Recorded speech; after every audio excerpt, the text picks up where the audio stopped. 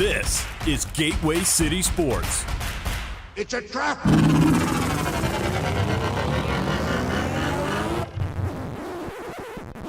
Oh, I'm sorry. Did I break your concentration?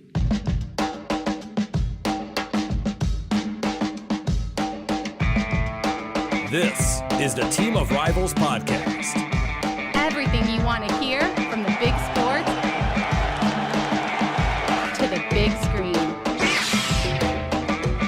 He's all by himself, fires into the end zone. Caught! Touchdown! No! Vaughn into the windup in his first offering.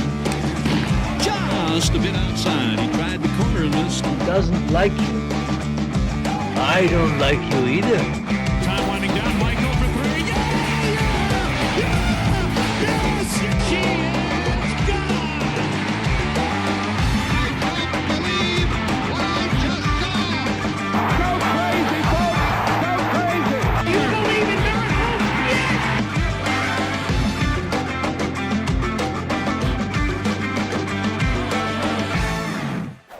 You may fire when ready. What?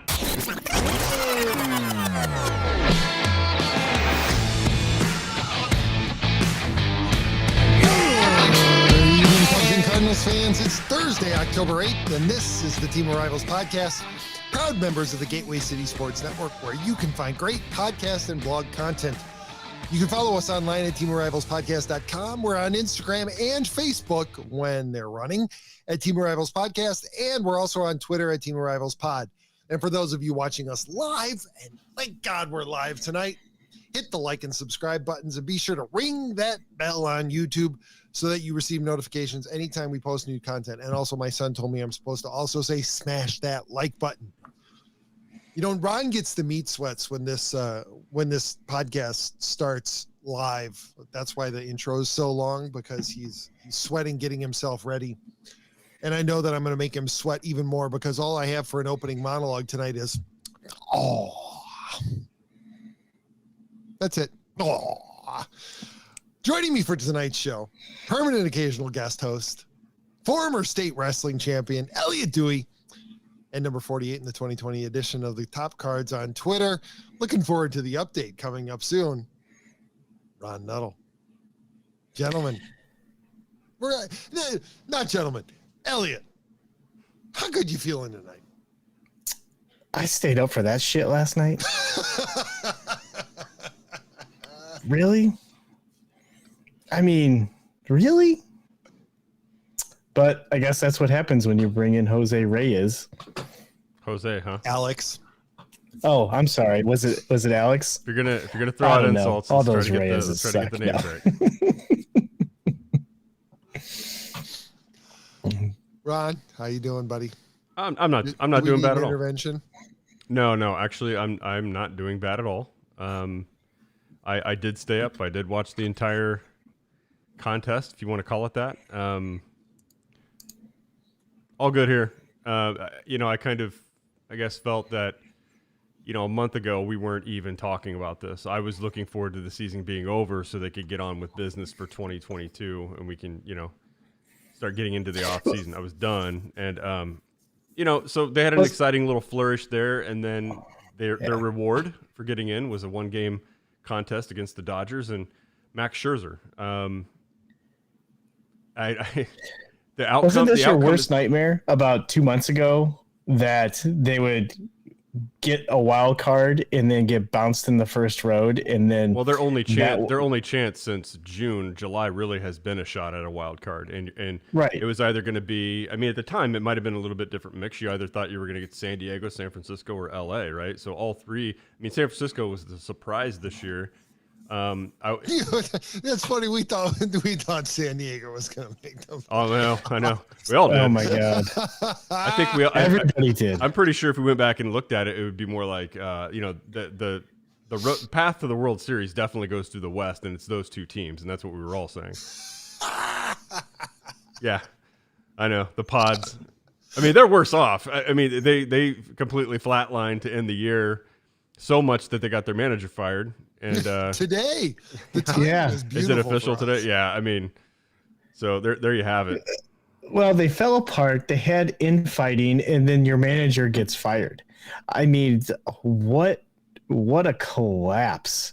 I mean, they have I mean, and this is going to sound familiar to us, Pete. They have way too much talent on that team to finish like that. And you know what? You're absolutely right, Elliot, because think about it. This is what, 2018 Cubs? Yeah. Way too much talent to say, oh, we need to take a different path. They're right now, they're in a spot where they kind of they're pot committed. They got to keep betting with this crew. They can't cut it. They can't strip. They got a lot of money invested into this team. They do. And not for a year, over time. They got to ride this one out. It's not pretty. Maybe they should get Dusty. Isn't that what teams do? Let's see how far he gets against the White Sox. So far, so good. Well, they look pretty good today. Yeah. What was the final? 6-1? 6-1. Alex, I can't wait to. Alex, you had called me. I'm just going to take a brief aside. Alex, you reached out to me a couple weeks ago and said, "Hey, we need to have a postseason podcast." You still want to do that after today, buddy? Sure. This may be short. No, that'd be short. But I'll finish my thought. Because please. I watched the game, and I mean, impressive that Adam pretty much kept up and in many ways with Max Scherzer without Adam having his best stuff with throwing mid to high 80s fastballs, and for an inning there he could not locate his breaking ball. And when you have to resort to a fastball when you're Adam Wainwright and you can't really touch 90 anymore, it's kind of scary. So he had to rely on location, but he did lose a little bit of control over that. One mistake to Justin Turner. So I mean, he had a really good game, and then you get to the bullpen, and guys, you've heard me say it before. The more guys you use, the better chance you have to run into one of those guys not having a good night. And when you can't score, and you're facing LA, you can get away with that with some of the teams they had to face through September. You're not going to get away with that with the Dodgers. Eventually they are going to get you, and walks are going to get you, and that's really what happened. And the offense last night, all the focus is on Alex Reyes. They brought him in for one batter. He hasn't been good the second half of the year. He lost his closer's job. He didn't have a lot of command, didn't have a lot of confidence. You could just tell in his body language.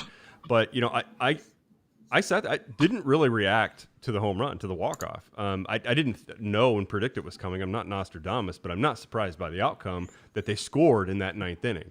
I mean, walks come back and they bite everybody. They've done that to the Cardinals all year long. So it wasn't like a shocking moment where I threw my remote or phone or anything. I just kind of sat there and I'm like, okay, well, that's it. This season's over. Better than expected. But, the offense went 0 for 11 with runners in scoring position. They left a lot of guys on. They blew opportunities. And the only run they scored ended up being on a pass ball. So we can all get fired up and we can get mad at Mike Schultz for making that move. But goddamn, you had 8 position players out there the whole game, and they couldn't make anything happen. They squandered a lot of opportunity. I think 2, 3, 4 went 1 for 11. Non-existent. I mean, they were non-existent. The whole, yeah. And Nolan Arenado in particular had numerous opportunities and came up completely empty. Yeah, absolutely. But that guy gives you everything he's got. He's done it all year long. I can give forgiveness on a one game. It's a one game playoff, and as much as it's great that to get a few more teams in, but this one game playoff is kind of it just feels like there's no justice in baseball, right? But it's. I tell you what, as a neutral observer. Mm-hmm. It's exciting as hell, right? Because the last 2 nights, I was completely not invested in the results of the game. And so I got to watch the Yankees and the Red Sox play, and that was just fun because I didn't care. And last night, I mean, admittedly, looking at our Twitter feed, I absolutely cared. But still, there was no win or loss. If the Cardinals advanced, so what? If anything, it gave us more content for another week, at least. Yeah, and I felt the same way. I think in 2018 when you were out here and we did the precisely. Yeah. From a neutral standpoint, whatever. It's actually pretty exciting, especially if you get a game like you've had the last 2 nights, right? Where they're pretty closely contested. It's not a blowout, and so you're absolutely interested in what's happening. But if you're a fan of those 4 teams, the one game wild card fucking sucks. Yeah. Because if you're the number 1 seed, the number 1 wild card, and you lose, you feel like you got robbed, right? Like you worked this hard all season long, and this is what you're confronted with. And if you're the number 2 seed and you get knocked out, it's like, oh, great. So we got our season extended by a couple of days, and the expected outcome happened. Yeah, it's great for the other 28 teams. It sucks if you're one of the 4 teams who roots for them. Yeah. Yeah, I totally get that, because I thought the Yankees Red Sox game was actually pretty great. You know, I too was kind of watching that. I haven't watched the Yankees Red Sox game all year long, but to see it go to late in the game like that, yeah, I mean that's probably a good thing for the sport. Last year was, I thought, interesting because we had 8 in each. You know, you can debate it. Hey, a sub 500 team made it, but you have 8 markets now. Well, 16 last year that are invested in postseason baseball. It's exciting for them, rather as opposed to 10. And it used to be, gosh, back in the day, Pete, what used to be like 2 markets out of the entire league would get excited about the playoffs because that's about all you had, right? You didn't really have a playoff format like we have now. So things have definitely changed. But I think the more involved they could get cities that are kind of on the bubble, I kind of feel the better. I'm warming up to that idea anyway. But yeah, it sucks. It's one and done. I imagine that the LA fans would have felt way worse than St. Louis fans had they got upset last night. Oh yeah. I mean, that would have been. It might not have been a shock because I think most people that follow the sport know that anything can happen in one game. I don't care if you throw your ace out there or not. But I tell you what, if I had my pick of guys I wouldn't want to face, and let's put Jacob deGrom aside for a second, right? A healthy Jacob deGrom. Max Scherzer would probably be one of my picks for those one and done games. A pitcher I wouldn't want to face because he's definitely a battler, right? And he did not want to come. He was pissed when he got pulled from the game. You could tell he was mad. Oh yeah.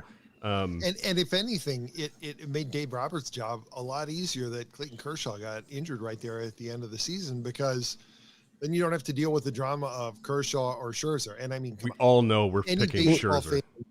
Any baseball fan with half a brain. But how do you think? Yeah, is putting Scherzer on the mound. Absolutely, 100%. I mean, he hadn't lost a start since being a Dodger. It was ridiculous. Now the thing is, what's interesting though is, imagine if that entire staff was healthy and Trevor Bauer wasn't Trevor Bauer and he was actually playing. I mean, they'd have to be the favorite, right? Oh yeah. I mean, pitching depth. Let's look at it, right? Cody Bellinger has not been. Somebody broke him. Yeah, somebody broke him. I mean, any one of the 3 of us could produce the results that he's produced this year, right? He's been a complete hole in their lineup. Yep. They don't have Clayton Kershaw. Max Muncy got hurt in the last went down game, like the last game, right? And the last game, yeah.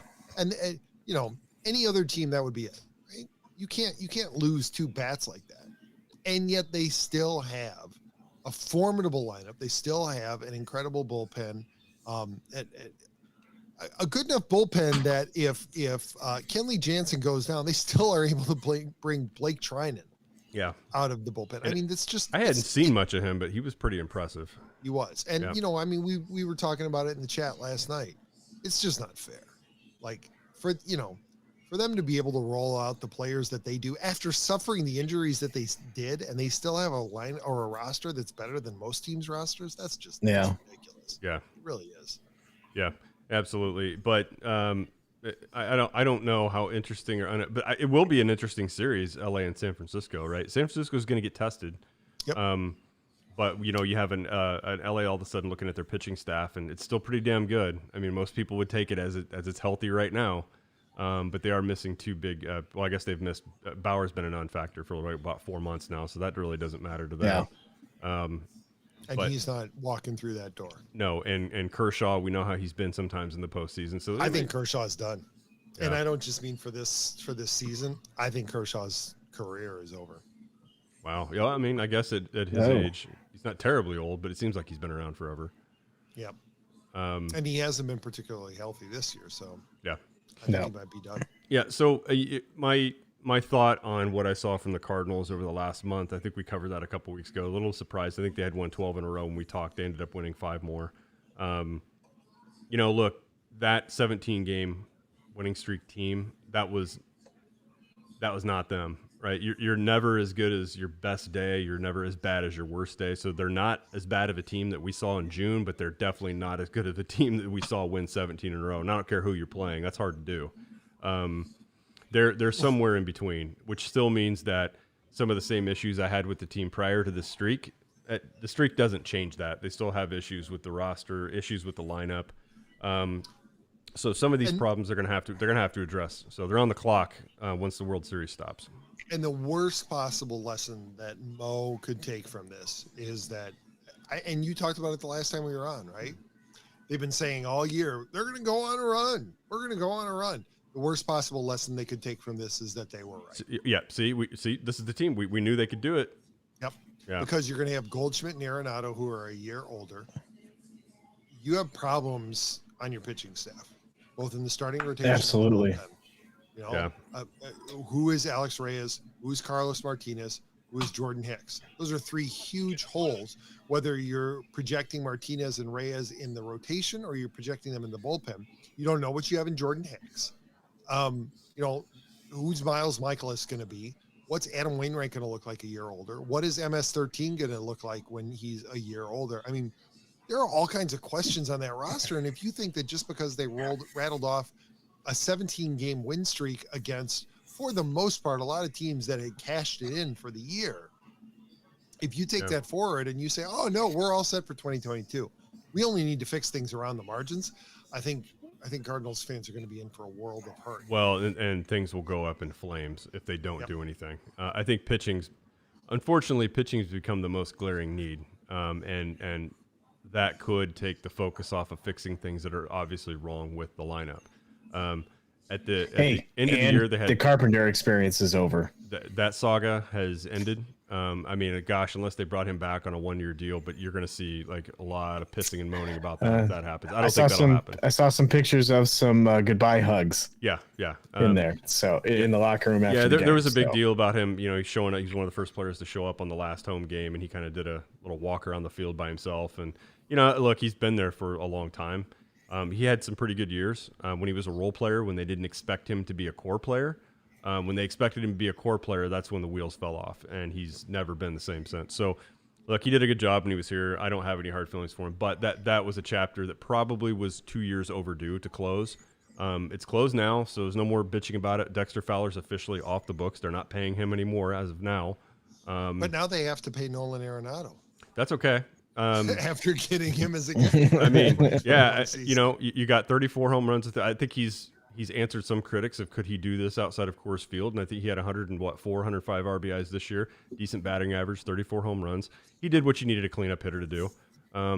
Is anybody worth that amount of money? I don't personally think so, but you know what? It's not my goddamn money. I'm not spending it, so I'm not going to sit here and. Well, it is your money because you're the one who's buying tickets every once in a while. And you're the one who's paying the MLB. One game this year. They got one game out of every 6 games. Yeah, no, they got one game out of me this year. I wasn't going to make a trip back to watch this club. Trust me. So, you know, we know he's now on the Cardinals payroll. I mean, for real, starting next year. But they should have some flexibility by some of these bad contracts expiring. Andrew Miller's contract is expired as well. So yeah, there's definitely some bad contracts that have now ended. I think this could be a really interesting offseason for both of our teams because, as you said, you guys have cleared a number of bad contracts, and obviously we've talked about it before. There are a whole lot of dollars that are going to open up for the Cubs this offseason. Yeah. It depends. I mean, I don't know. That's another interesting one here. The Cardinals do have what you could perceive as an argument that they have a window to win the division next year. If they fix themselves in the right places, they have a window. Do the Cubs feel that way yet? I mean, it's National League Central. I guess anything can happen. But if they're not in that window, or they think it's a couple years out, it's interesting to see what kind of investments that they're willing to make on the free agent market, or will they? Could they potentially stand a little bit more on pat on that side and not do much this winter, even though money has come off, and reserve whatever they can for another year when they think that window's a little closer? I don't know. I don't know how these GMs are going to. I don't know. What do you think, Elliot? I mean, Jed had his season-ending press conference yesterday. Yeah, I haven't got to delve into that at all much, but I still think the Brewers are still going to be tough. I mean, there's not much leaving them after this season. Depending on what they do this offseason for the playoffs. So they're still going to be in the way. The Reds are still going to be a pretty decent team, more so than the Cubs. Absolutely more so than the Pirates. Sure, Nick might be leaving. Oh, and there's a home run, and it's a 3-1 ball game. Oh, I thought he pulled a Castellanos thing there. Oh, I did too. That's what I thought he was There was doing. a deep drive in the left field, and it's rumor 4-0 Nick's going to opt out. So Yeah. we don't know though. I mean, it seems like he why would he liked it there. The season he had. Why would he not? He could make a lot of money. No, Could. that's Not true. a particularly strong free agent class this year. Do you think the Cubs go after him? Why not? I mean, they have the money now. Why not? Yeah. He clearly enjoyed his time here. He's talked about it Yeah. even after he left. I don't know. He talked about it the last game that he played at Wrigley this season, how much he liked it here and how great the fans treat him even when he was on the Reds. Yep. And how it changed his perspective on playing baseball. Absolutely. I remember he had said when he came to the Cubs and he saw the way that the culture was there and the way that they had fun winning, it brought life back into his game. And that's what happens when you spend your early career playing in Detroit. Yeah, absolutely. So, yeah, I mean, that'll be interesting. And the Cubs have a lot of young guys that they're going to, I mean, Brennan Davis tore up AA and AAA. He'll still spend some time down there, so we probably won't see him maybe till mid next season. But there's some younger arms down there that are looking okay, and some international free agents that the Cubs have signed that are super young that will probably be seen in the next couple of years. Their window isn't now or maybe not even next year, but we're probably looking at 3 years. Yeah, I was talking to Ron and I were talking about it last week. I don't know if you caught the podcast, but I was saying, I expect next year to be like 2014.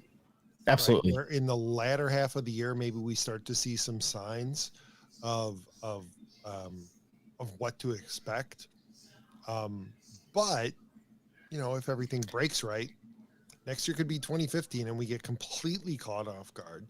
It depends on what Jed does. We knock the Cardinals out of the playoffs again, which wouldn't be the worst turn of events. Absolutely not. I mean, it really all depends on where the Cubs spend their money this year. I can't see them spending big, but I could see them making some key moves for some, free agent pitchers. I could see them spending big, but on short contracts. Right? Yes. 1 or 2 year deals, huge AAV to convince veterans who are looking to strike while the iron's hot, but aren't as concerned because they're young enough. They're not as concerned with winning, right? They're like, okay, I'll take a 1 or 2 year detour in Chicago and see what happens. And if things break right and we're in contention, fantastic. But I'm going to go and I'm going to get paid for a couple of years, and then I'll go and I'll get another contract in a couple of years. Yeah, that's certainly possible. Yep. But yeah, I agree with you. I don't see them dropping any 7 or 8 year contracts, whether it's for a pitcher or a position player. It's just not going to happen because they have. Is there anybody that's going to be on the free market that is deserving of that kind of contract this year? Right. That too. One, is there anybody who deserves it? And two, are they going to commit themselves when they have a number of players who could end up in those positions and they don't want to block anybody who may have greater potential? Yeah. The last thing you want to do is hamstring yourself with somebody in right field for 8 years when you have somebody who could probably come up and play that position for a lot cheaper. Right. Yeah. I think next year is the beginning of the end for Jason Hayward. I think we start to see him coming off the bench and not, I don't think he's going to be a regular in the Cubs lineup because I think they're going to either sign somebody like Castellanos or they're going to start to give their young players an opportunity. And I feel like David Ross has that conversation with Hayward this offseason. Absolutely. Especially after the Cubs extend him, which apparently the talks have begun. So yes. Yeah, I don't see Hayward being shocked by that conversation either. I don't think that's no, because he was terrible this year. Yeah. So, in terms of I was going to say the same thing. I think you alluded to, Pete, about the outfield. If he's not playing and he is coming off the bench, I feel it's more likely they want to see what they have in some of the young guys, right? So you take. I think the Cubs might take the next year for the opportunity to kind of test that out. They got a little bit of it. They got a few months of some of these young guys this year, but I think I don't know what you get. And a team that has such low expectations, yeah, they're young guys. I don't know if you really know what they're going to do under any type of pressure. So, but you got to find out, right? Yeah, and some of these guys aren't so young guys either. They're 29-year-old rookies. Yeah. Frank Schwindel, Matt Duffy, Patrick Wisdom. These guys are all 29-year-olds who have been, a bit of journeymen that finally got the opportunity to come up. And I mean, the biggest surprise was Frank Schwindel. I mean, since July, August. He's won Rookie of the Month the last 2 months. 2 months, yeah. Yeah, I never He's even heard of the guy. He's not going to win Rookie of the Year, but still, no. The guy had a great end of the season. I'd never even heard of him before. But that's fine. I haven't heard of a lot of minor leaguers, even some of my own, and they show up, and I'm like, oh, he's not bad. What, over 60 games? I think he ended the season at a .330 batting average. Yeah, he had like a 153 WRC plus. And what'll be interesting to see if the league, nuts. Once the league gets a little bit of a book on him, how he adjusts to that, because that always happens too. We'll see. But yeah, I don't know. The Cardinals outfield, I don't expect to see any changes whatsoever. No, in the outfield. And why would you? Right? You gotta the way that O'Neill and Bader finished the season. Got to ride with that. You do. As much shit as I have given those two over the last 3 years. Look how much shit I gave O'Neill last year. I was done with it. Yeah. I know, but you wanted to see him gone. I did. As much shit as we've given them over the years, the way they finished the year, you got to respect it and you got to allow them to play for it. Yeah. Now, I take the complete opposite tack with Ian Happ. I don't care how he finished the year. He does this every fucking year. And if I'm Jed Hoyer, I'd non-tender that piece of shit. Wow. Strong words. I do. And let him go. Let him go break out with somebody else. I'm tired of it. I'm tired of him wasting 2/3 of a season. Hey, man, I'm here with you. 1/3 of the season, whether it's at the beginning of the year or the end of the year, he shows up. You can't have a guy like that taking up at bats because he's killing you for the 2/3 of the year that he's not hitting. Yeah. Well, I mean, but he's the one guy. I think he's come back to bite the Cardinals a couple games in the series in Wrigley Field, and of course the series in St. Louis, where I knew it. You walked a guy. You're up. They were up by 2 runs, 1 run. I don't know what it was. I don't care. But they walked. They put a couple guys on, and here walks Happ up to the plate. I'm like, Jesus Christ! This is one guy he's got power. We all know it. He's gonna run into one, and you put guys on in front of him, the worst possible. This is the guy I don't want to see up because he has nothing to play for right now. He's one of those guys. They're my favorite, Pete. That always looks like he's pissed off at something, and he's probably pissed off at his own batting average and strikeout rate. That's what he should be pissed off about, not eyeing the pitcher. But he's pissed off that more people aren't buying Parsay. Well, whatever it is, I feel like he's just an annoying player. I don't want to see him in a Cubs uniform anymore either. Neither do I. Yeah, I want him gone. Because you know what? It's great that he performs against Cardinals, but we play 130 plus games against other teams. Yep. Yeah. And how many times in those 20 games is he going to actually have an opportunity to change the course of the game? It's not worth it. It pissed me off every time I saw his name in the lineup after July. Yeah. Because there's somebody else who's young who can use the at-bats. Mm-hmm. Even if they perform just the same as him, get those guys at-bats, get those guys experience, because you pretty much know what you're going to get with Happ. This is now 5 seasons? Yes. That we've been told how much potential Ian Happ has. Yeah. Let him go find it somewhere else. That's giving a player a lot of rope to prove it, and he hasn't proved it yet. And see, that's where I was at with O'Neill last year. Now, I ended up being mostly wrong, but I will say this, just hang on here for a second. He had a great month of September, National League Player of the Month, right? Something to be said for that. But there's still what happens when you consistently have to face elite pitching? And we saw what happened last night. Not saying that, hey, everybody can have a bad game, and it is Max Scherzer, but Is that your number 3 hitter that you want going forward? It worked, but is that the guy you want number 3 going forward into next year when you got to face tougher pitching for all season long? I'm not sold on it yet. It ended up working. Well, he bought himself another season, so. Oh well, he deserves it. And you know what? I hope they don't rush out and extend him. They probably will, because that's one of those things that the Cardinals have been doing. Buying out your last arbitration year, maybe getting you for 1 or 2 more before you hit free agency. But I don't see the urgency to go rush and do it right now. I think they need to assess everything deeply. And yeah, he's definitely bought himself another year. He had a nice year. I cannot deny that. And you know what? And the argument for him is the same argument you make for Bader. It's the same argument you make for Patrick Wisdom. They're providing you Gold Glove caliber, right? I mean, clearly above average defense at their positions. Well, when those guys aren't hitting, they can contribute in other ways. And right, yeah, left field not as much of a premium, but still third base, center field, left field, Gold Glove caliber. Even if they don't win it, still exceptional defense. So if you can simply provide league average bat, you're valuable. Yeah. Right. And so that's why I think you definitely give O'Neill that, because he provided that last year. Even though he didn't provide it with the bat, he still provided excellent defense. God, as much as it kills me to say, he's a really good left field defender. So you give him absolutely a little bit more rope to see what he can do. Because if he can provide you an above average bat, well, then he's absolutely a contributor to your lineup because of what he can bring. Yeah. And it's the same thing with Bader. Because of what he can bring defensively, if you can get anything average or above, that's a win. Yeah. And if you just wish that, the one thing with Bader is, boy, that speed would be so useful at the top of the lineup, wouldn't it? But until he can get on base consistently, and he's not that good of a base runner either. He's not like, as far as base running smarts, I wouldn't put him in the elite class whatsoever. Yeah. He's got wheels. But if he could learn how to get himself on base more often, he could stand to watch the Chris and hit 30 home runs. Video.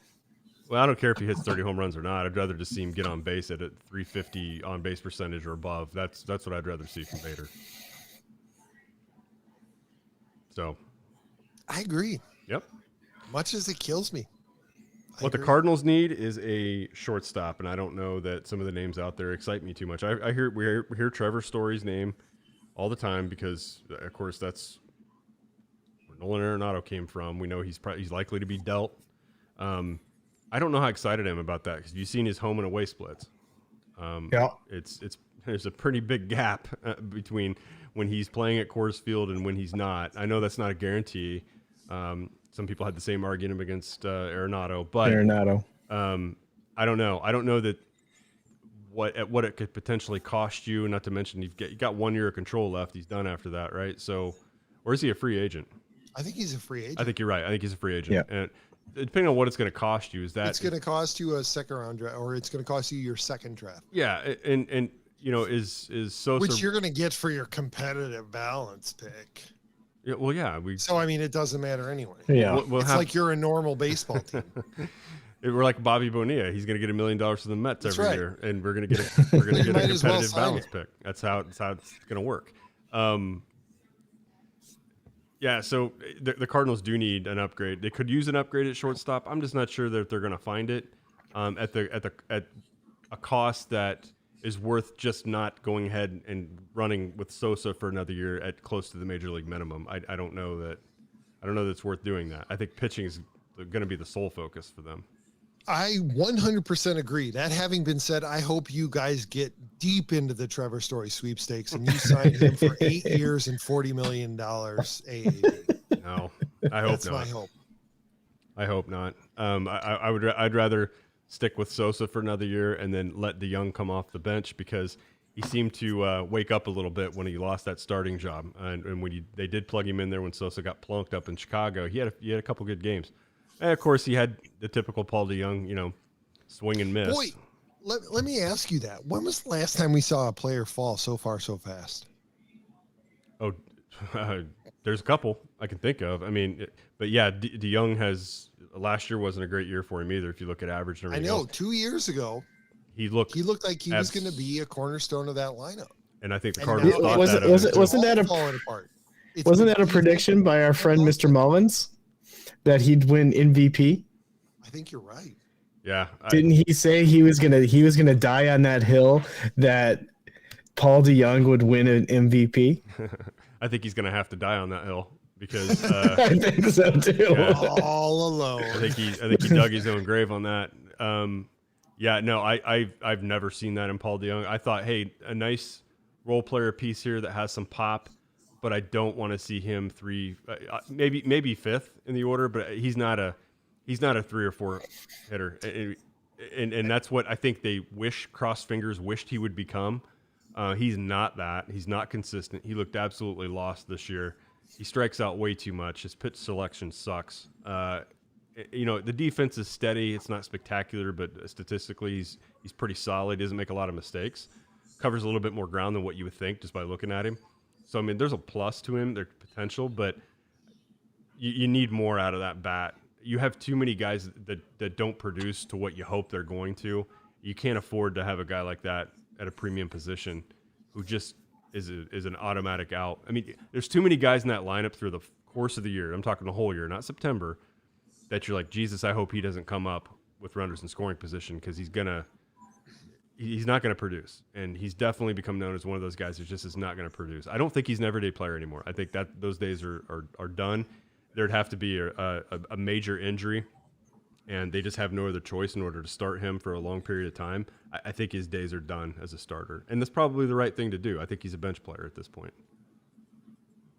And for most people, that's not the worst thing in the world to be as a major league bench player. No, not at all. Right? But I kind of wonder if it didn't go to his head, right? All the talk about him being a potential cornerstone for the franchise didn't go to his head, and he started to put too much pressure on himself. Maybe that's probably more accurate, I think. But it's just like I look at Matt Carpenter when they weren't asking him to be in the center of the lineup, a centerpiece. He was fine. He was fine in a very unconventional leadoff hitter, but he had tons of doubles, so that was as good as a base hit or a walk and a steal. When he was a role that wasn't counted on to carry the lineup on his shoulders, I think he excelled. Now, it could have been age too, right? He was younger when that happened, but the wheels started coming off on him in 2017 when they moved him out of lead up, and Matt Holliday, they let him walk, and now Matt Carpenter's our new number 3 hitter, and he was never meant to be that. And then he went nuts. He went nuts for about 8 weeks in 2018. And everybody goes, see, he can do it. And no, he was never the same after that one run. He was bad. So, yeah. Look, we can get into what we're rooting for the playoffs. And I think that we can get to that later. But I think the most pressing issue in front of us is, Elliot, what the fuck is that? Ron, can you please put him full screen so that everybody watching at home can see it in all its glory? Elliot, what the hell is going on? I don't know what you're referring to. I don't think he's actually trying to grow a mustache. I think that's just where the gray doesn't grow. It's pretty close. So what's the story, bud? I mean, we know you started a new job. I can't believe that they're allowing you to grow that much facial hair. What's going on? Do you have like a skin infection? It's that pattern of facial hair. I have an issue with COVID. What's going on? Hey, it'll all make sense on October 31st. Oh, okay. So we are doing Movember. We can. Yeah. I'll just have a head start. You guys can. No. On November 1st, you got to shave it. You got to start clean. Oh, yeah, we can do that too. That's part of the allure of Movember is that, I mean, if you want to, you can grow it out, but on November 1st, you start clean, and then you got 30 days to grow something extraordinary. Okay. But yes, this will also be based on what I'm seeing right now, Elliot, I am coming in a distant third by the end of the month, because I know Ron can grow a fucking forest if I let it by go the end of the week. Yep. Yeah. And by the end of the week, I mean in the next 24 hours. I do have to get the now it does slow down after like a couple weeks. So yeah, I've never let it go that long. I've never gone more than a week, and the itching for me is what gets me. Well, that's what you got to break through, right? Yeah, it comes at the week mark, right? And you gotta power through that, because once you get through that And actually, the best way to do it is to get one of those wooden combs. Yeah. Yep. You just got and it straightens it out so it's not curling into your face, because that's what causes the scratchiness. It's the sleeping on the pillow when it's that at night is when it kills me, and I can't do it. So I've actually gotten up in the middle of the night before and trimmed that down because I just could not Hey, sleep. Ron. Mm-hmm. Randy Rowe just stole home. Oh, Jesus. No way. Yeah, you asked me before we even went on, hey, how's Matthew Libator doing? I'm like, obviously he wasn't ready. He wasn't ready this year. Oh, my God. It was a straight steal. And it wasn't even close. Holy So shit. who was asleep on the mound?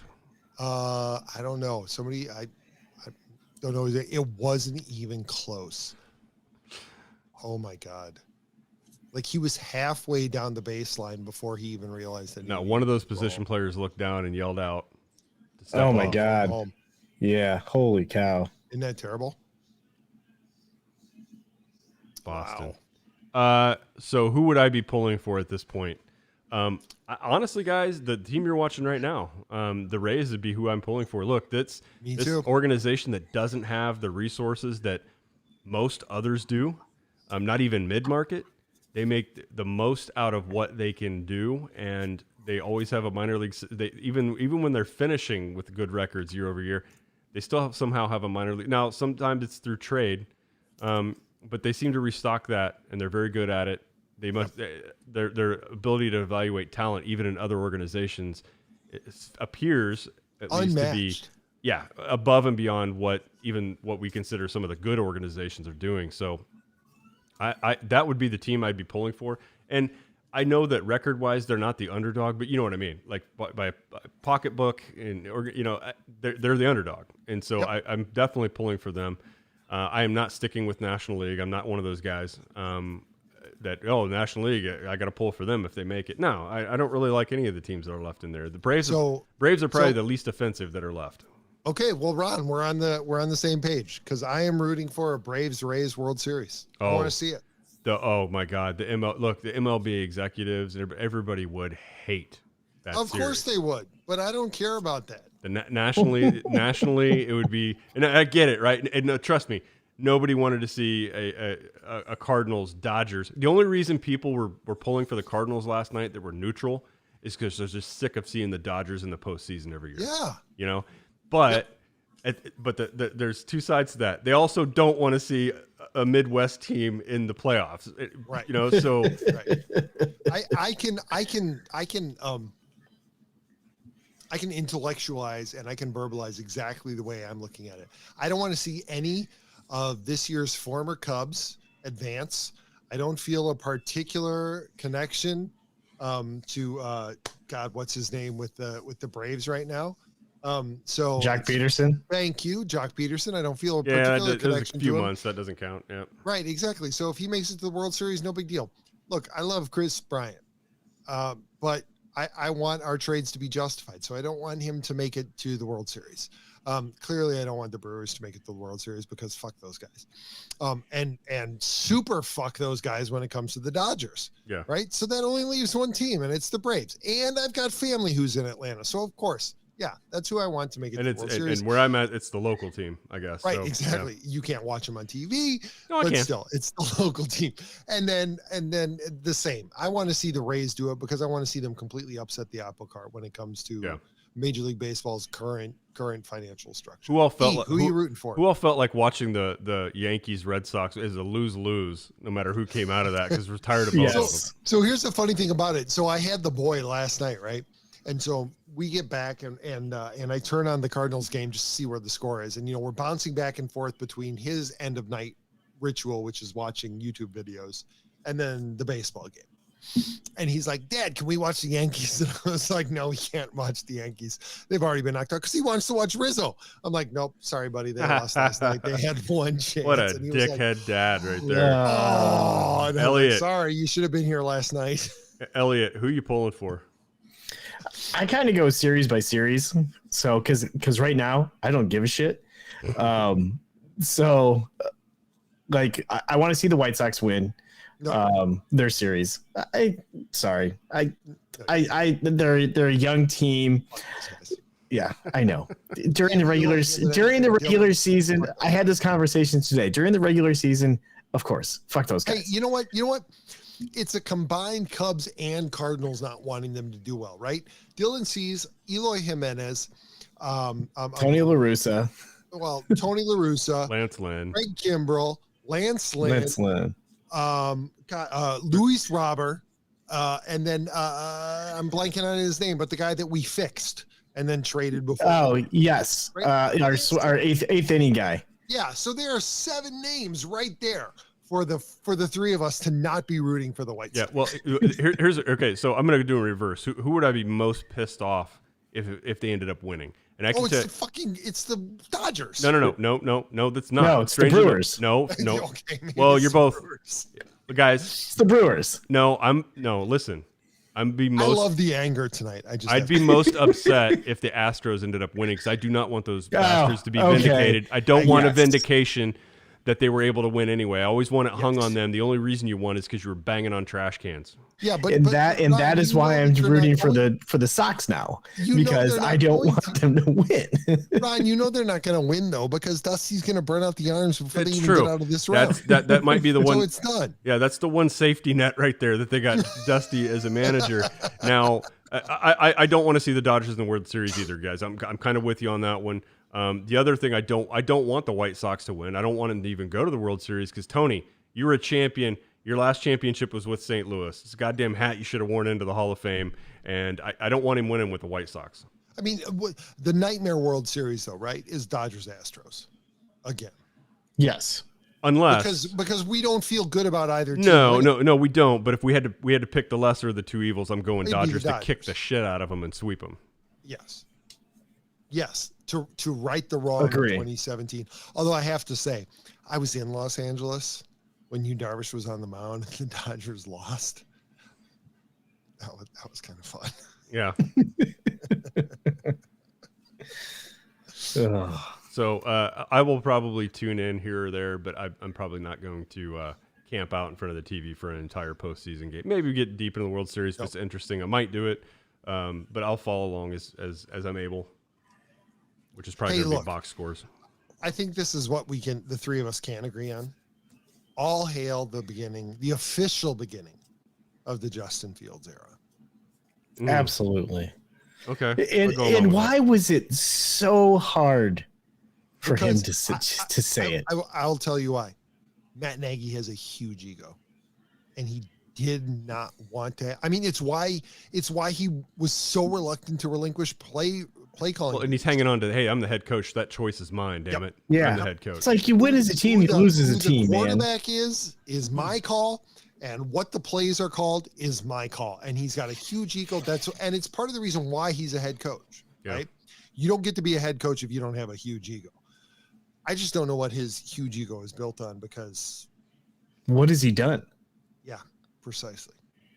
Not done much He wasn't yet. particularly good with the Chiefs when he was calling. No, and they said when he was handed the reins to do play calling with the Chiefs, they sucked. Yeah.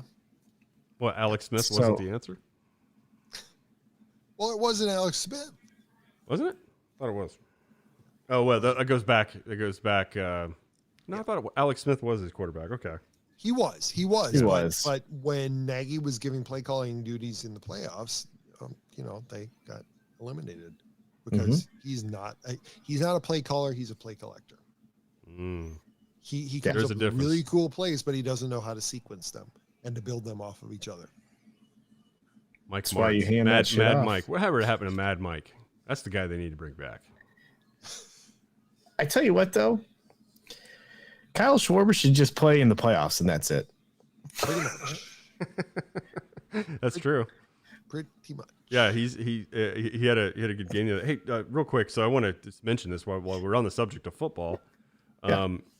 It's heating up, the whole lawsuit with St. Louis and the NFL. It's to the point now where apparently some YouTuber pulled an article from Derek King and read it verbatim on his YouTube channel. Yeah, and look, Yeah, and I'm kind of with Derek. That is kind of a that's a fucking that's a real shitty thing to do. Yeah, it is a douchey thing to do. And you know what? And Derek doesn't mind if you're using his material. You cite him. Just cite him. That's all they're asking. It's not a hard thing to do. There's a bunch of shit on Twitter these days where people are sharing posts because there are people out there on social media who collect things and aggregate it, and they put it all on their either page or their account. And where'd Pete go?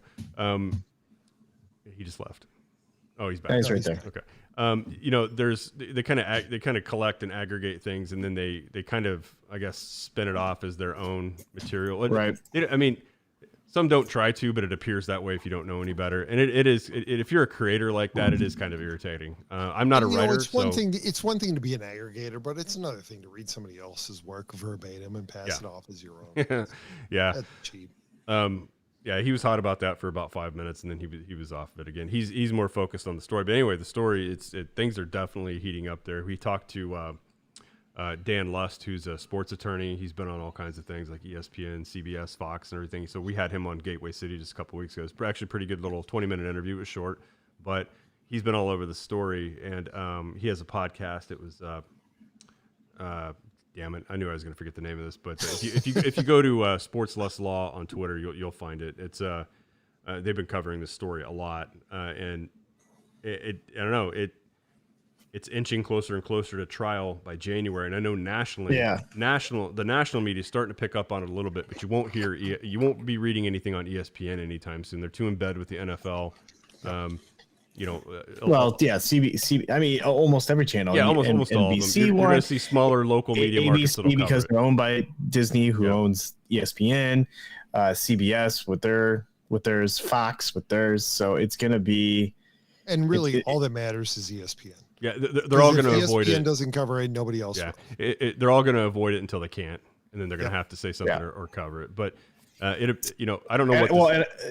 Who knows? I mean, I know some of the NFL Network guys have talked about it a bit, but they're owned by the NFL. Yeah, they're not going to carry it too far, and if they want to get into the subject matter, I'm sure they're going to have to be really delicate about how they do cover it. But this seems a lot more realistic these days. Now, the thing is, the big question that fans want to know. The only reason the fans are following this because they hate Stan Kroenke, and I don't blame them in St. Louis, but. Is a expansion team going to be part of the settlement? Should it be? And so that'll be the big thing everybody's waiting for. Most, if you talk to them, they expect this will be settled before it even gets to a trial. I would have to believe the majority on that one that it's likely to happen. The question is a franchise part of the answer? An expansion franchise? You feel like it should be because St. Louis market can't support football. Look, you put a transplant team in there. And they had they were good, right? They were good for a few years. Most years they weren't good, but there was a plan behind that too. They weren't going to do anything to make that team good. They weren't going to go out of their way to make that team overly competitive and compete. They wanted out of that. When have the Jacksonville Jaguars ever been good? I mean, a handful of years, right? Where they've, I think they've made one Super Bowl at least, haven't they? One or two. Yeah, I mean, and then you got the saga in Buffalo now too, where they can't get a new stadium there. They're threatening to move. This lawsuit is going to have a lot. I mean, I think it'll have a lot of influence about how the NFL and owners approach future relocation efforts. Definitely. So I don't know. This is was it? Well, we've even got our team who put a letter of intent to purchase Arlington. God, I hope they do. Me too. I really do. I mean, it's not going to be for 5-6 years that they'll be there. But Soldier Field is.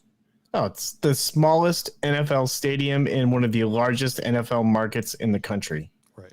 Yeah, and they're not going to build a new one. They're hamstringed by the city of Chicago. Their field is always shit because they have a soccer game and then a concert and then a football game. Yeah, and they've been complaining about the turf for years. Well, and every damn year. You just look at it as a facility, right? Yeah, it's not. Chicago should be hosting a Super Bowl.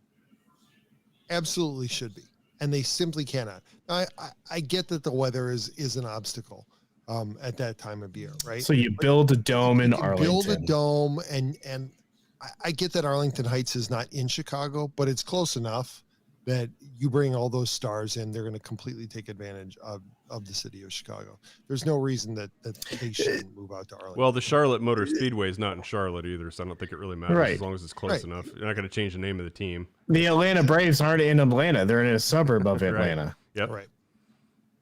Yep. Not So- far from my aunt or from my mom. I mean, And there's the Carolina Panthers. There is no Carolina. It's north and south. You call them Right. Carolina. You call them whatever the hell you want. Los Angeles Angels of Anaheim. Or Carolina Hurricanes. Same thing there. Yeah. that's right. Yep. Yeah. So this story, there's more developing on it. If you want to check anything on it out, go to Gateway City Sports. It's Derek's covering it. He put something I think brand new out today regarding it. So, but we got to get into some other things here because, I hope the Bears they buy that piece of land. I hope it's not just a chessboard move to finally get the city to do something about it. Because what else what else can they do? It's insurance. They're buying land now. It's insurance, and we know how important that is, right? Because we all know how important it is to stay protected. Sometimes life throws a curve at you, and that's why you need Allstate. The Wiley Group has 2 locations in Festus and Arnold to serve you. They offer home, auto, boat, motorcycle, business, life insurance, investments, and so much more. They offer a customized approach that is unique to your situation to make sure you, your family, and assets are properly protected. They also offer great rates and savings. Give Sean and his team a call today at 636-764-6294. They'll help you with an insurance quote right over the phone. You can give them a call to talk about sports. They do that too. We all have busy lives, so you can email Sean at SeanWiley@allstate.com and talk to him about your coverage options. And remember, you're in good hands with Allstate. The difference, though, there, Ron, is that I don't think Arlington Heights is insurance for the Bears. I think it's their primary plan moving forward. Okay. I hope so. I had to get it in there somehow. Of course you did. And I respect that. And I'm sure for the city of Chicago and whoever owns that venue, it's stressful. And another thing that's stressful, guys? What's that? Buying a car. You are absolutely right. We all know buying a vehicle can be stressful, but it does not have to be. Fifth Street Motors, located in Pacific, Missouri, will help you find the vehicle you need no matter what brand. Fifth Street Motors believes in giving you the best price on a pre-owned vehicle that will fit your budget. Give Brandon or Dawn a call today at 573-259-1306 and tell them Gateway City Sports sent you. Love it. You should. Yes. Do we want to talk about more or are we done? Because there's all kinds of stuff going on right now. Like what? Throw one out there. We'll see what we can do with it. Let's see. I think we had the season finale of What If that aired. We did. I'm Is behind. that the season finale? Yeah, it was. And it's not so much a what if now. It's an alternate. Are we going nerd? We're going nerd. Hey, baseball fans, thank you for joining us. We love you guys so much. If you enjoyed this episode, don't forget to subscribe. And if you want to help spread the word, please give a 5-star review and tell your friends to subscribe. We're available on Facebook, YouTube, Apple Podcasts, Spotify, and wherever else you listen to podcasts. Also, be sure to check out the other Gateway City Sports Network podcasts, including the Derek King Sports Show, 2 for 3 with Moose Michaels, Yacker Jacks, XFL STL, and my personal favorite, In the Cards with A-Train Arlington Lake. Send us an email at the show at teamofrivalspodcast.com, and you can find Elliot at TOR_Elliot and Ron at TOR_Ron75. Ron. I really think that you should change that to TOR_Ron_48, but that's just my. You never know. Hey, the voting is out right now for the top cards on Twitter. I wasn't as active. I wasn't as active as I was last year, and I was doing 2 podcasts consistently last year. This one and the one for 2 birds on a bat. I haven't been doing that one this year. So does Ron move up or down? I think I move. I think I absolutely 100% moved down. I have not been as active. So you know what? But I've really been enjoying the kids playing soccer. I got to tell you, I that too. Absolutely. I think Elliot. I think this is our year. I think you and I cracked the top 50 on the top cards on Twitter. Two Cubs fans. That's right. I don't know about that, guys. I think he goes up to 150, 125 or something like that. All right, so let's crack that top 125. You have Come a on. shot. The podcast has a shot at that. Maybe we'll push that out there. I don't know if it's on the ballot. We got to make sure that it is. I don't think fans. Make it happen. I don't think C70 is going to put either of you Cub fans on the top cards on Twitter voting poll. But maybe we could get you a few write-ins. But I don't think your name is going to show up there. And I'm not even. I think we can get Gene and Derek to vote for us. You could, yeah, you could. And there's a whole Gateway City crew over there that would throw your names in right in. That's right. I think we could get to 125. I think that would be amazing. I think Shoptaw's going to sniff out the coup and I would put that on my resume. He would. It's going directly to the LinkedIn. That is going right on the resume. Major achievements. As a Cubs fan, I made the top 125 cards on Twitter. Hey, there's a shot. We could always put the word out there to get some write-ins for Elliot and Pete. I guess Pete doesn't have his own, but we have the podcast Twitter handle, so maybe we can get that on there. But that's right. I mean, I definitely made some hands last night. Oh my God! I was a couple glasses in. Yeah, I figured you were, and admit it. Come on, that would have been amazing if Albert had walked it off. Yes, that would have been, and I will admit, when he lined out the center, I'm like, oh shit. I mean, it wasn't in the eighth, but I was like, oh man, he puts him ahead. The way they were swinging the bats, the way they weren't capitalizing, the way they weren't getting on base, one more run was going to do it, and I knew it was coming. It was just a matter of what inning was it going to happen. So honestly, I'm glad he didn't because I fell asleep. God. No wonder you weren't texting. Dude, I'm old. I'm not far behind you. Far enough. Guys, I have not. I didn't watch the What If. I watched a couple episodes, I think, of it, but I that's just something I couldn't get into for whatever reason. The Marvel thing, I'll watch the main cinematic movies as they come out. I'll take The Boys or something to go watch them, but I usually watch those movies once. I don't know that I've watched any of the Marvel movies more than one. I take that back. I have.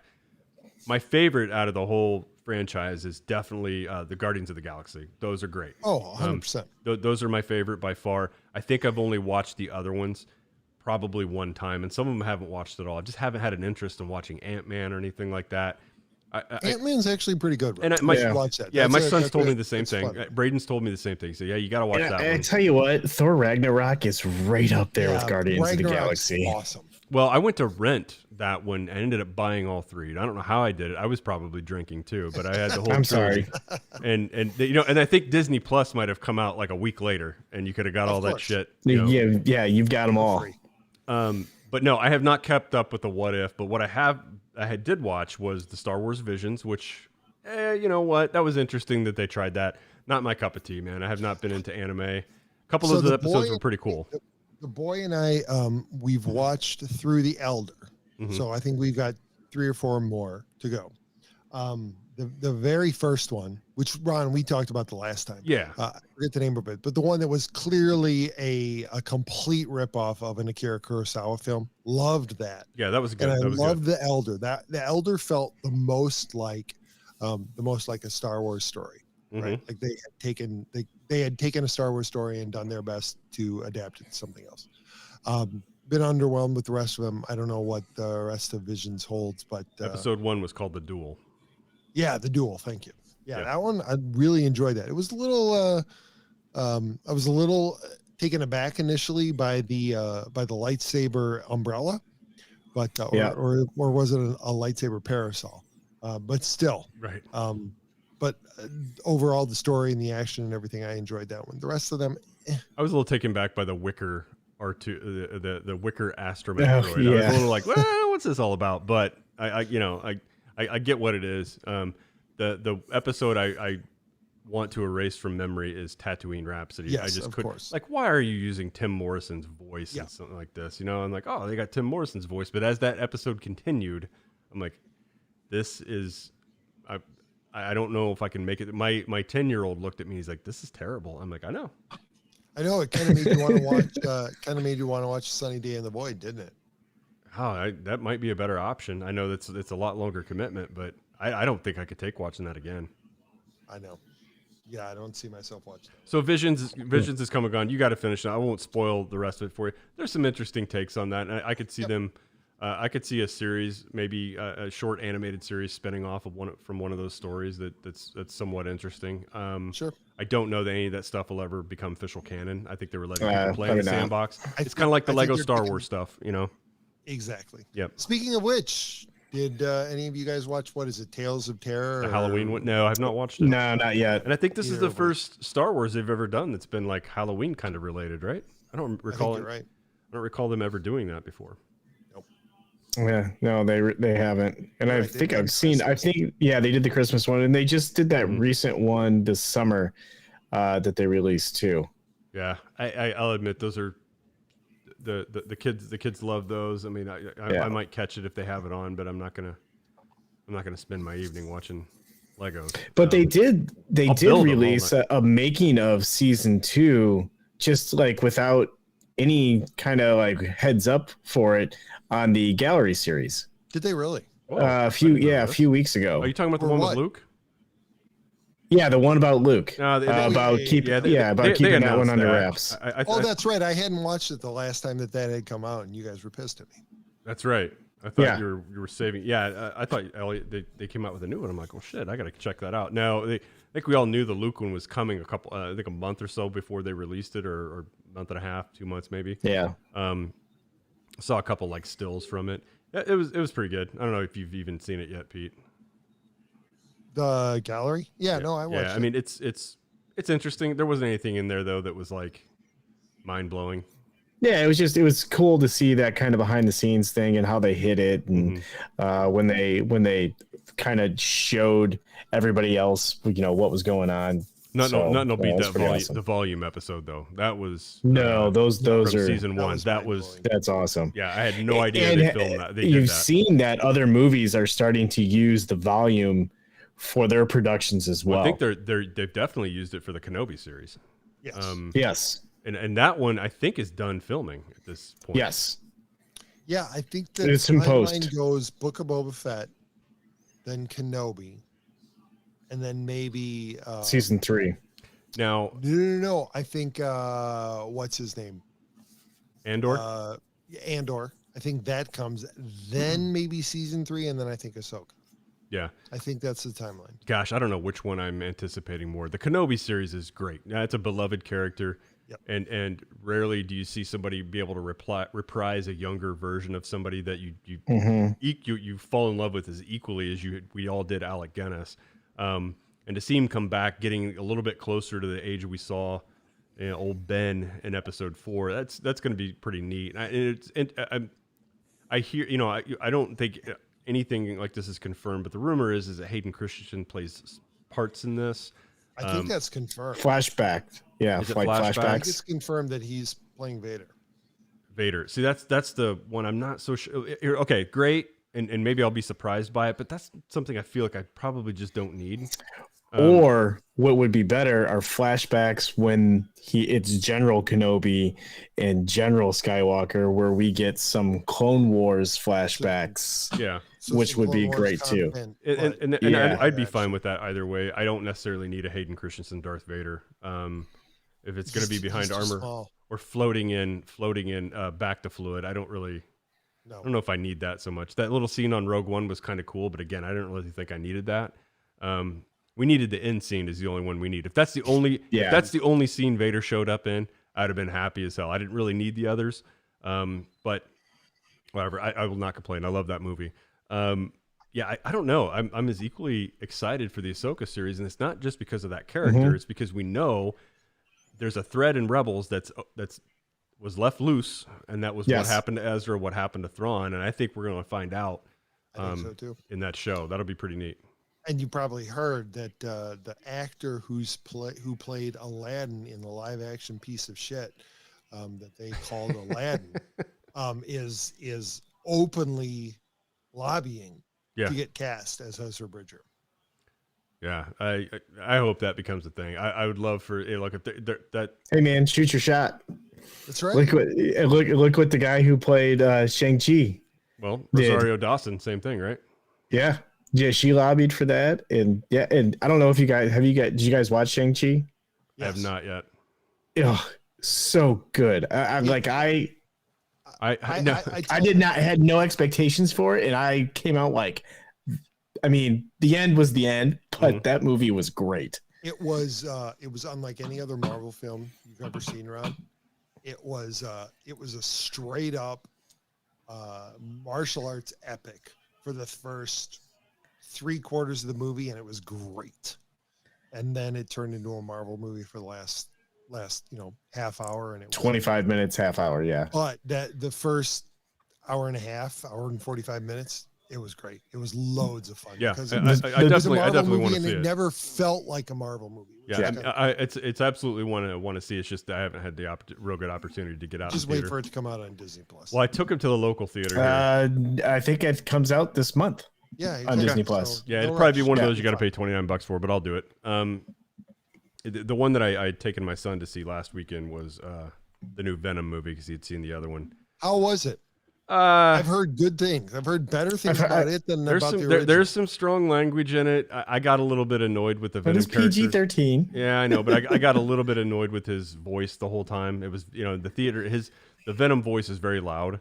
Well, isn't it Andy Serkis who does the Venom voice? I don't know. I think so. But anyway, I got a little bit annoyed with that voice. The movie was entertaining enough. It was short. It was only like 90 some minutes long, so it wasn't a terribly long movie. It didn't need to be. It was okay. I haven't seen the first one. I was taking my son because he had seen it. Or he had seen the first one, wanted to see this one. Wait, which son? The 10-year-old. Okay. Not the one that runs around on the soccer field. Like he loses his Dude, mind. you could start you absolutely could start an Instagram feed just of him playing soccer. Well, every Friday night he has a game, and that phone's Those videos are amazing. They're great. Yeah, I mean, this kid doesn't do that for show. It's just how he is. He doesn't care. I don't know what drives him to do some of that shit, but he does it. So did you guys stay for the end credits for Venom? I haven't seen it yet. No, I didn't. I never do that, guys. I always. Oh shit! Circus directed it. That's what it was. Okay. No, I didn't stay Shut for up, that. Elliot. Well, we'll address this at some point in the future. I'll be able to. I'll Wait, watch it. Venom or Venom? Let There Be Carnage. Let There Be Carnage. No, I haven't seen it yet. Okay. Well. Okay. I don't mind a spoiler if you want to tell me. I'm clearly not going back to the theater to watch it again. I don't care. Go ahead.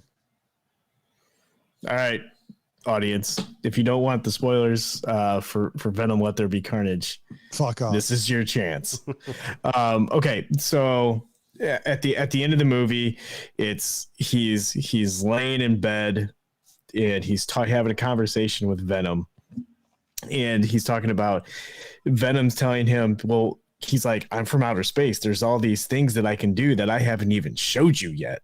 And he's like, what are you talking about? He's like, I can travel between dimensions. And he's like, what? He's like, yeah, watch this. So all of a sudden there's like a flashlight and he's in that same bed, but it's just a little bit different.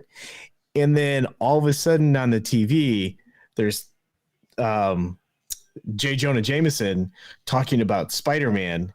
And then all of a sudden it puts Peter Parker on the screen, and all of a sudden Venom appears and he jumps up and he's like, ooh, he looks tasty, and like sticks out his tongue and licks the screen.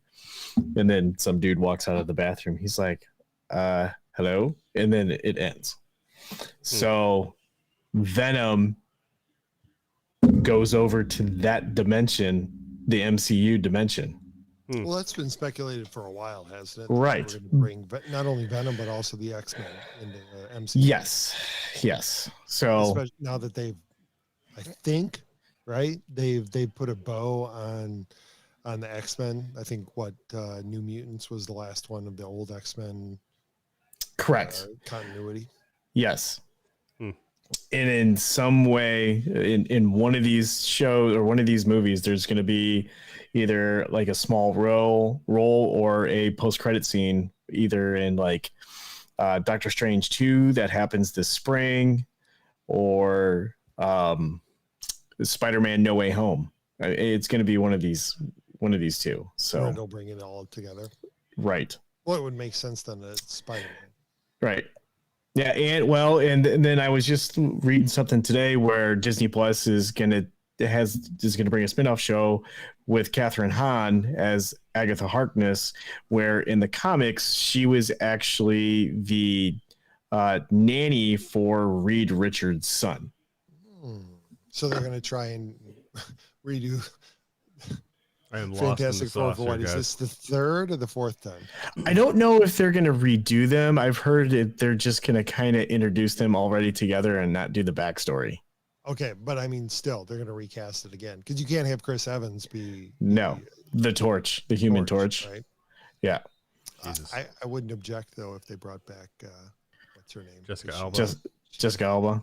Smoking hot. She's a good one. Well, and then there was that new young group that they redid too. That was terrible. Oh yeah, that one that was done. Wasn't it Trank who did that? It was supposed to do a do a Star Wars movie, and yeah, it's awful. Yeah, I'm a little lost in the sauce, guys, on all the Marvel talk. I have to have a 14-year-old explain it to me now because I haven't been keeping up. It's just too much. It is too much. It's a lot. And it's expanding fast. And I think a month from today is the Marvel Day that they do where they announce all the stuff for the next phase. So, Oh God, Wait, are we even done with this phase? no. dude, I am in that scene on Spaceballs.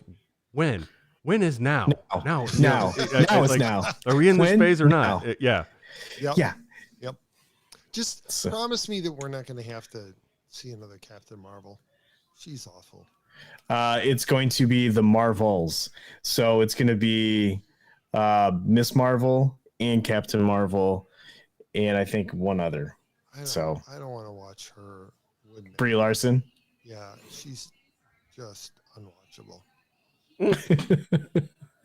She is. Just put a piece of wood up there. What else we got? What other things here have we seen? Because I know this is. Well, we got Bond coming up. Unofficially open tonight. Mm-hmm. So, and I've heard mixed reviews about it, but more positive than negative. So, Yeah. Go ahead. So two big things that have happened. One I haven't watched, which is Squid Games, and then the other one would be Midnight Mass on Netflix. Oh, I did read a really good review of Midnight Mass today. Okay, watch it. But I haven't seen Haunting at what was it? Was it Hill House? Haunting of Bly Manor. Well, that was or Haunting of Hill House. Haunting of Hill House is the first one. Is good. Bly Manor, not Bly as much. Manor. And then I heard that this Midnight Mass. Midnight Mass is supposed to be good as well. Yes, it was good. Look, guys, come on. Let's real talk. None of this matters. All that really matters is in a little over 24 hours, I turned 48. Oh my God. And that's what really matters. Well, hey, I got a little something for you because this is what I want to see next. Family Guy did this a long time ago, but I want to see them do it for the sequel trilogy, the prequel. I don't give a shit what, but. How am I doing? Just keep your knees bent. Imagine you're spreading butter on a big piece of bread. That's it. Spread that butter with the force. Ha! Why can't they bring that back? I think we're done. I don't think Disney will let them. No. I don't think Disney has any say in it. Oh, wait. It was on Fox, wasn't it? Yes. Yeah, it's done. It's done. God damn it. It's done. It's done. And I don't think that we're ever going to see detours either. No, that's done too. That's done too. Robot Chicken, done. Done. Ugh. Oh, no, wait. They don't have rights to Robot Chicken, do they? They don't own No, but I'm just saying, like, Disney is certainly not going to let others. Yeah, but Seth Green use the likeness. Right. Seth Green's under contract to Fox now because of. Well, and this they own The Simpsons too, so they'll probably be limited on what they can. Yep, we're done. And with that, yes, I'm not going to read the close again, gentlemen. It's been fun. Enjoy your weekends, Columbus Day weekend. I hope you guys get to do loads of fun stuff with the family. Gotta work. We will. All right, boys. All right. Until next time. Yeah. Have a good night. See you guys later. Bye, everyone.